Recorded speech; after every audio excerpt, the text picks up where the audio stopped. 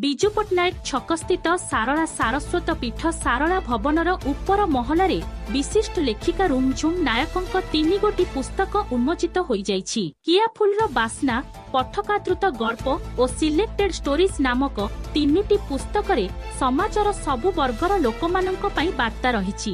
युवपीढ़ींक पई प्रेम रोमांचकर कहानी ठारू आरंभ करी वृद्ध वृद्धामानंक पई धैर्य और सहिष्णुतार वार्ता रहिछि। एही पुस्तक उन्मोचन कार्यक्रम रे अतिथि मानंकु मंच को आमंत्रण करिथिले स्नेहलता पृष्टि। प्रदीप प्रज्वलन रे श्लोक पाठ करिथिले रंजिता धड़। अतिथि मानंकु पुष्पचारा प्रदान करिथिले प्रकृति पट्टनायक और विस्मिता महांती। अतिथि परिचय और स्वागत भाषण प्रदान करिथिले बैजयंती पंडा। उक्त कार्यक्रम रे मुख्य अतिथि भावे जोग देइथिले पद्मभूषण डॉक्टर प्रतिभा राय। सम्मानित अतिथि भावे डॉक्टर गौरहरि दास, डॉक्टर प्रफुल्ल महांती, डॉक्टर प्रभाकर स्वाई प्रमुख जोग देइथिबा बेले सभापतित्व करिथिले डॉक्टर अर्चना नायक। एही 3टी पुस्तक समाज रे सुनिश्चित पाठकादृत हेबो बोली लेखिका रुमझुम नायक निजर अभिभाषण रे प्रकाश करिसंती।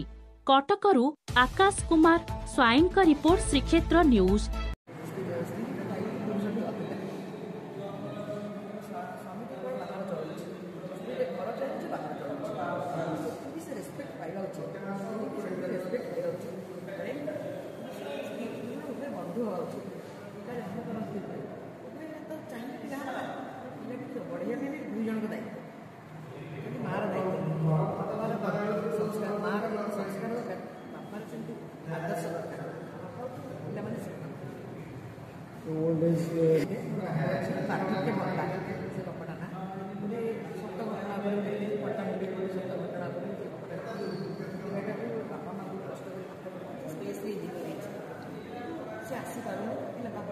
Out of country out of country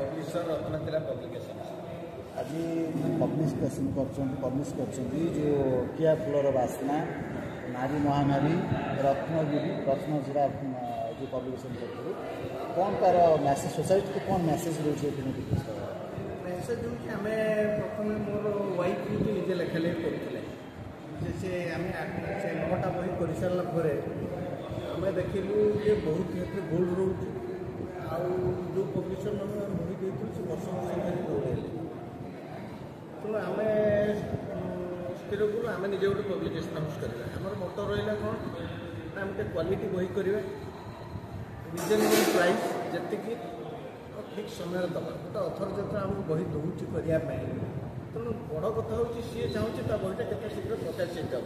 आम से जो समय सीमा आम देता सी जो समय सीमा कही था आम से समय ही समस्त बही आम दबार सक्षम आज पर्यटन एमतीक आम 3 दिन में बही कर बड़ कथा हूँ अथर मैंने ये जो मैंने आम आम लास्ट 2.5 years आम प्राय 110 बही कलु।